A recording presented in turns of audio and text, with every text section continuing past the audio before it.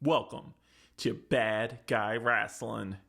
So, it is January 31st, one day after Monday Night Raw, which is one day after the Royal Rumble, and we're going to look at the storylines that developed tonight that are going to lead directly to 2 weeks from now when we're going to be doing the Elimination Chamber match. So, kind of the fallout from the Royal Rumble, and a lot of the episode tonight was featuring qualifying matches for the U.S. title and for elimination match that would set up for the women's title.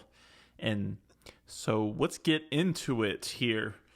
Opening segment of the night was Cody addressing the crowd. So yeah, he's a Royal Rumble winner, and you know what, man, how has he changed? This is exciting. I mean, even in AEW, he was never this guy. This guy is confident. This guy, it doesn't feel like he's acting anymore. It really feels like this is him, comfortable. And it doesn't hurt when you put on like 30, 40 pounds of muscle, or I don't even know how much, maybe more. He's got the look, and he's got the crowd, which is the most important thing. And probably the only guy right now that is probably set up to take the title off of Roman Reigns, besides like man, yeah, I'm just gonna stay with him because we haven't seen him as a title holder like that. He never held the world title of, I believe. I mean, I could be wrong here because it's been a long time. Even in AEW, I mean, he was the TNT champion, but I don't believe he was ever the AEW champion. So this is like the top Cody that we've ever had. But so this opening segment, pretty good. I mean, it's what you expect. The same formula, I work hard, but there's authenticity to this, and that's really important in wrestling, is authenticity. Even though everyone is kind of playing a part, playing a role, you want to believe, and you don't literally believe, but you want to believe that this is the real person that you're talking to and not somebody who's just out there acting. It tends to just come across really easily to tell when somebody's acting or when someone's actually living their character. And again, this isn't that like they're actually this super bad guy out there, but it's that they feel it, they've developed it, and that they feel comfortable in this character that they've created. And that's what a lot of people seem to when they get out there, and you just can't relate to them because you don't feel the authenticity of it. The segment was good, even though, I mean, if we've seen it a million times, but this is Cody's spin on it. This is the legacy of his and his father and his family, and his brother, and it's put together with the long road. I mean, you believe him when he felt cocky, he felt like he didn't have to really prove himself, and now he's there. Now he's grateful for the opportunity. And so, from a storytelling perspective, it feels good. And I would assume that's probably why the crowd has really backed him at this point. And then, so good segment. I mean, nothing ground shaking, no surprises, no craziness. Judgment Day interrupts, and then Edge interferes. So yeah, we're setting up matches already. We're setting up new storylines. Why Judgment Day specifically picked Cody at first is, I don't know, because Dominic was supposed to win. And yeah, of course, Dominic was supposed to win the Rumble. Imagine that. Imagine Dominic winning the Royal Rumble. I mean, I would have been all about it, but geez, I just love how this Dominic character is progressing. So that was the opening segment. Pretty good start to the show. And then it goes into our first match here. And so what we're setting up here is qualifying matches for Elimination Chamber. And so this is for the U.S. title, so assume this is going to mostly be Raw guys. And so far it seems to be. I mean, we have Chad Gables versus Seth, and then later on we get Baron Corbin versus Johnny Gargano, and then let's see in my notes here, we got Let's see. We had Dolph Ziggler versus Bronson Reed. And so that's, you get Seth over Gables. Okay, so Seth's in the Elimination Chamber along with, his longtime pal here, Austin Theory. So just that storyline's not ending, and nor am I saying it should. And so you get Seth, you get Gargano, which was the surprise. I really thought they were going to go with Baron Corbin over this. Maybe they're setting something else up. And then you get, a guy who's still kind of really making any kind of story happen with them. Is you got Bronson Reed eliminating Dolph Ziggler, and that was expected. Getting a big push. Anytime a big powerhouse comes in, he's going to run through all the mid-carders here and some of the old guys that don't need. It doesn't matter if Dolph Ziggler loses. He said, you don't. How many? Even if you don't think so, how many times has he won and how many times has he lost since? Or it doesn't matter because you know who he is. You know what you're getting from him, and he might get a push every once in a while, but he's a mainstay. So the other match is Seth winning. Of course, he's not going to lose to Chad Gables right now, and he needs to continue this Austin Theory storyline. It was a good match, but pretty much business as usual. So good. It was fine. It is what it is. We're talking about the first Raw after a major pay-per-view. It's not like it's going to be the craziest thing. The first, a lot of times the first Raw or something after like WrestleMania and stuff, it's kind of like a reset. So in some senses, we're resetting here. Baron Corbin versus Johnny Gargano. It was okay, but the Dexter Lumis aspect of it, that's kind of what I was more excited about. Is that this sociopath, serial killer, psychopath type thing that he's got going on. So you got Dexter Lumis and JBL down there, and this was, I don't want to call it the highlight of the night, but the fact that Dexter brings out that hatchet and throws it through JBL's hat and right onto the announcer table was hysterical. I would love to know how that was pitched in the back. Like, all right, and now we need you to go down there with this hatchet in your pants, and then JBL, we need you to get one of your hats, and so did they buy him his hat or something like that? And then we're just gonna hatchet it there, and we need you to give the best sell of your life. I love it. JBL is the best. He really is. And so, this was what it was, the hat sell. The hat sell was the match there. And so, yeah, Johnny Gargano wins the match. The hat takes the cake on it. The hat, I don't even care about Gargano. I don't even care who wins the match. I'm sad about the hat.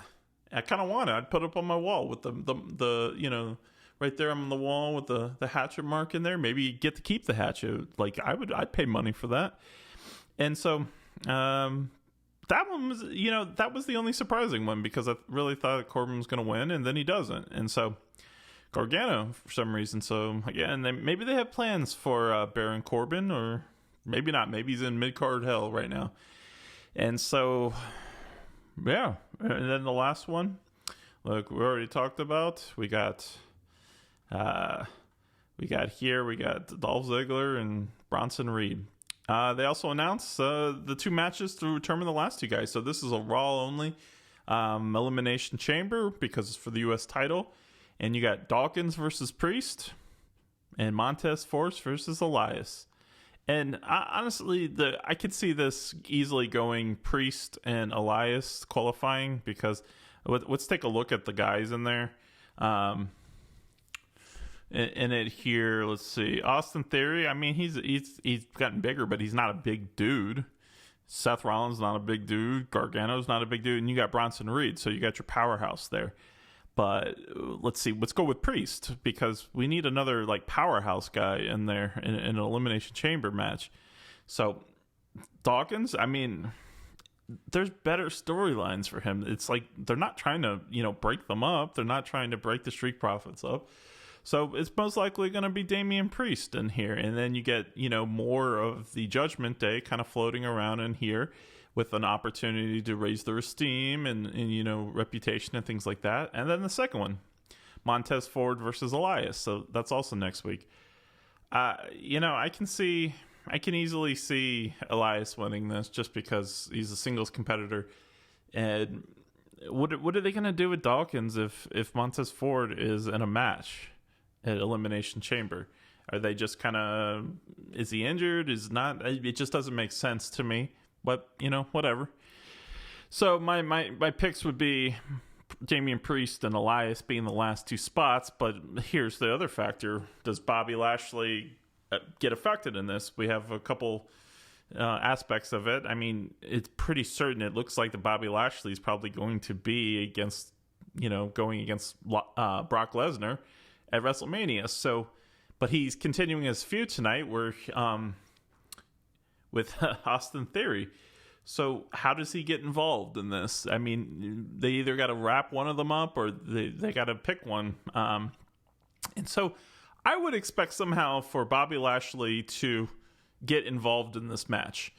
Probably, I could see like Elias qualifying, but then losing his spot or something, or Bobby Lashley forcing his way into it.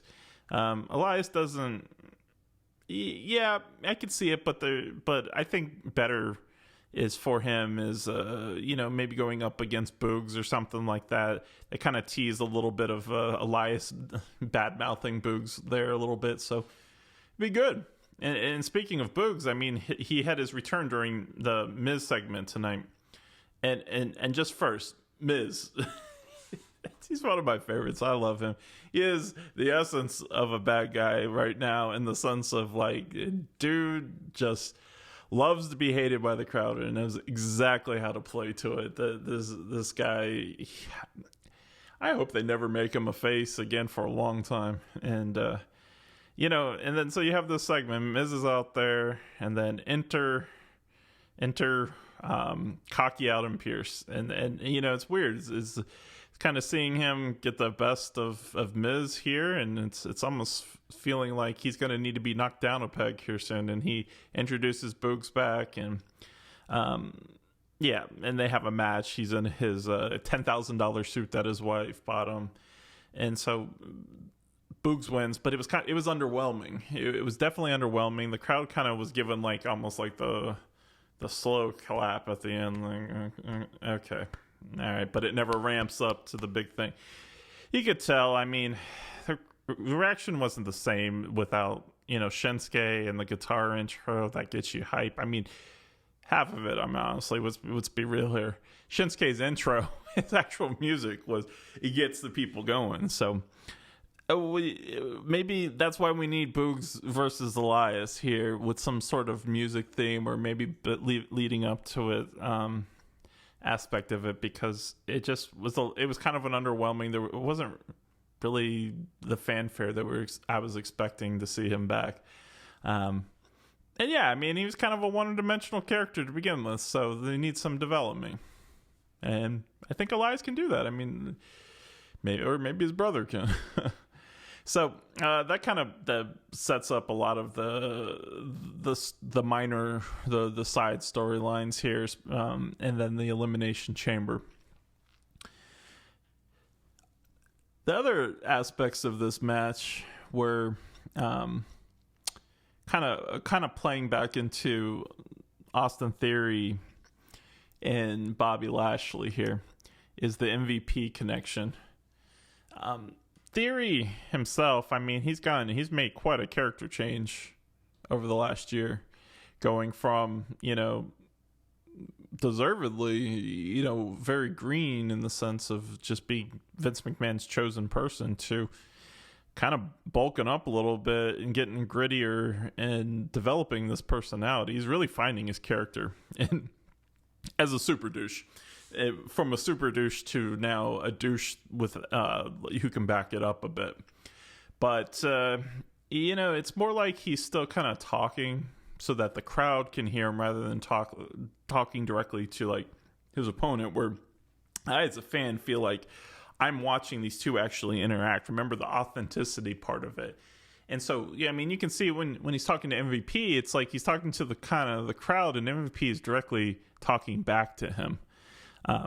and he's aware of the crowd, but he's not. He's really putting his personality into it and talking directly to MVP here. So I think he's going to keep developing, and he's going to be awesome because he's got that that big heel energy right now, and his character is great when the sense, like, you know, Bobby Lashley comes out and then he attacks him and he's getting beat up.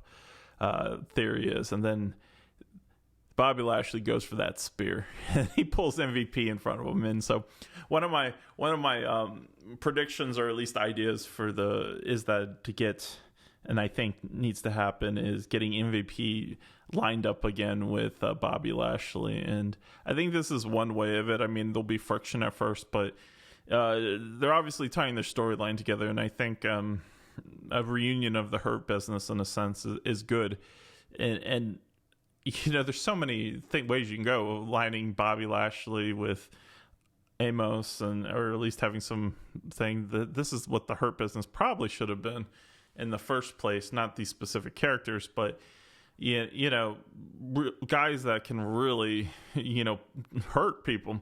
And I remember when the Authors of Pain were there, I was hoping that they would be like kind of the tag team stable that joined in there.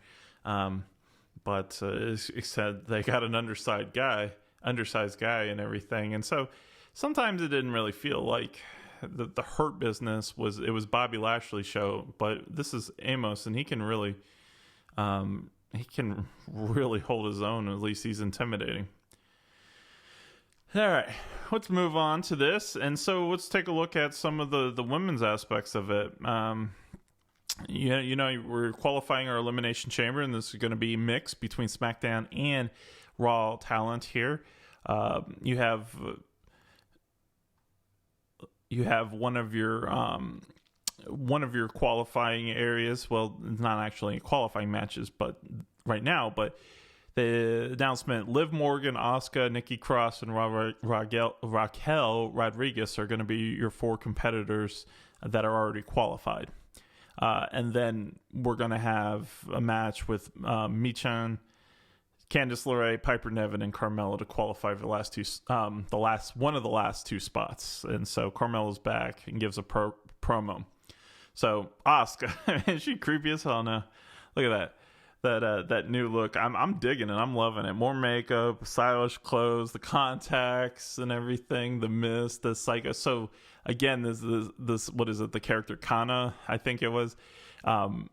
This is cool. I mean, this is different. This is interesting, and I'm hoping it keeps going here. And this is what I said before: is like this is a character that has the potential. Asuka, obviously, we have a little bit of a language barrier. Carmella calls it out and says, "What are you gonna say? You're not ready for Asuka and whatnot." So that's kind of what I was expecting, but no, it's she doesn't need to talk. She doesn't need to talk, and that's what a lot of people on wrestling don't. I feel like they understand. You don't always have to talk. If you can't talk, you probably shouldn't. You should probably find another way to relate to the crowd or tell your story. And this is what Asuka's doing. She has developed a character, or at least brought back from what I understand, that is crazy, that is like a almost clown-like with an appearance, and her actions are unstable. And so that is storytelling, and that is great. So who are the other people going to be? You know, is it going to be Candice LeRae? I mean, I hope not. But is it going to be Michan? Okay, that's fine. Cool. Piper Niven? I hope so. Carmella? I mean, no. I'm just whatever. But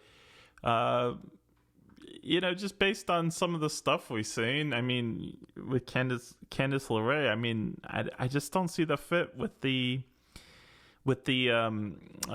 Elimination Chamber. And what about this feud that's going on with Damage Control? So because the second match of the night was Io Sky versus Candice LeRae, I really starting to see it, wonder if this Damage Control versus Becky is going to really be just that, or is it going to be Becky Candice LeRae and somebody else that's going to be a trios type versus Damage Control. So within this, I really say my money would be on, or at least who I think would be the best fits for the last two spots for the Elimination Chamber would be, I would go with Piper Niven, and then I would go with Nia Jax. And she wasn't present. There was nothing on Raw, so maybe she's going to be SmackDown. I hope not, because I really think that this is what needs to happen. They need her on Raw. They need her going up against Bianca Belair, and I think this is a great way. If they get her into this match, she can kind of be new in the sense of returning, and then that she can outlast and then go and take Bianca Belair to the limits here. But for now, we don't know where Nia Jax is, and I'm hoping that, again, because they're only announcing for the last spot that they have special plans, or for one more spot they have some special plan to get her into this match. And then the last aspect, for the last two for the women's one, it really sets up.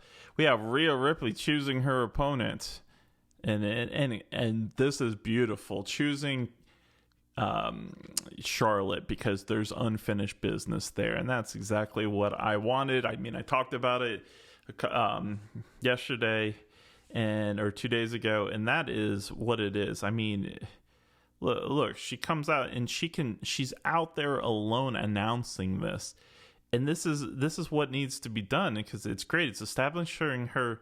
She's a member of her faction, but she is the face of the women's division on SmackDown is what I'm hoping for. And that she appears on both shows for a while, as backup to Judgment Day, like she did tonight in the main event, and then also kind of more solo and on SmackDown. And it's almost like she's going through a face turn now, an anti-hero facing Charlotte, who the crowd's kind of sick of. And so it's going to be interesting to see Rhea Ripley with this almost sort of face turn, but at the same time, Judgment Day is not the good guy here. They're the bad guy, and so I think it's one of the most interesting things here. And so because that's going on there, the other aspect that is kind of keeping away from the titles here, from Charlotte and from Bianca Belair, is Bayley and Damage Control again with Becky Lynch. I mean, it's going back to the segment tonight, and Becky's awesome. I like Becky, and the crowd cheers, but she says something corny. She's much better as a heel. She's much better as that bad guy, the bad man, we'll say then in her case. But as a good guy, she says something corny, crowd gets behind it, whatever, gets over. But kind of another example tonight. Becky's talking to the crowd all night in this promo, but Bayley's talking back to Bex, and it gets personal with the Seth insults. And so, at first I'm thinking, why aren't you running into the ring to kick her ass? So it was interesting, because Becky then pulls out Dakota Kai and, is threatening to break her ankle, essentially, until Bayley agrees to the steel cage match. And then it iterates to something with Io Sky in the background. So, again, pulling it all back together on this aspect, that it really feels like Bayley and Damage Control are going to have to do some sort of trios action with Becky and Candice LeRae and somebody else within there. And it's interesting because, I mean, again, how do we get as many people into these things and good storylines? So let's get and wrap this up with the main event here. Cody Rhodes versus Finn Balor. Finn Balor's out there with Judgment Day, and he is much better, just like some of the other. He's much better as a bad guy. He is developing his character better, and he's more and more becoming natural than the old one. Even like his promos, which were they were just not the best. I mean, his in-ring personality is great. I mean, he's a performer, that's for sure. But it was just another example of, if you're not that great on the mic, don't talk a lot. And now he's direct to the point and is pungent, and it's a character that, doesn't take a lot of having to think or having to speak. It feels natural for him. And so I really like it. And the match was good. It had multiple storylines going there with Edge and Beth Phoenix coming out because of potential interference and things like that. So I'm obviously now Elimination Chamber is going to be Beth Phoenix versus Rhea Ripley, but is it going to be a mixed tag match? Is it going to be Rhea and Dom versus Beth Phoenix and Edge, or are they going to get a third partner so that it's a trios with some sort of Judgment Day trio mixed tag with Beth Phoenix, Edge, and I don't know, somebody else that they're feuding with here? And so I think that's good. I mean, we're setting up a card already, so we're gonna have some sort of either mixed gender match there. We're going to have 2 elimination chambers, and we're going to have I would assume, I don't know if there's enough time to set up Charlotte or Bianca Belair at this point. Probably not. When you might just leave those off of there. And then we're going to have SmackDown coming up. So we're definitely going to get Sami Zayn, and we're going to get Roman Reigns, because we need more additional story to move this along. So we're probably getting a match there. I wouldn't expect this to be more than like a 3.5 hour pay-per-view, 8 o'clock ending at 11, probably 3 hours, maybe a pre-show or something. So most likely a little bit lighter. You're going to probably have the Damage Control and Becky Lynch one here. So we're already starting to fill up. I mean, probably maybe 2, maybe 3 matches with a pre-show to go. So SmackDown will probably set most of the rest of the matches here for this. And then when we get to WrestleMania, we're going to have our 2-day extravaganza. So, all right, that was a lot to unpack here. And if you're still with me, congratulations. But it was good stuff. So, and it's my show. So this is how I do it. All right. This is Bad Guy Wrestling, and this is January 31st Raw recap, one day after the show came out. And so next show up is going to be for AEW Dynamite. It's be coming on this Wednesday tomorrow, so I'm looking forward to that. I love me some AEW. And then we got AEW and then SmackDown later in the week, and so we got shows. I'm thinking of doing a double show, SmackDown and Rampage, kind of in a combined thing, and because they are right back to back on each other. So anyways, thank you for checking this out. This is Bad Guy Wrestling. Please subscribe to the channel here. We're new, we're getting into it, and I'm hoping you enjoy it, and subscribe for more. Peace.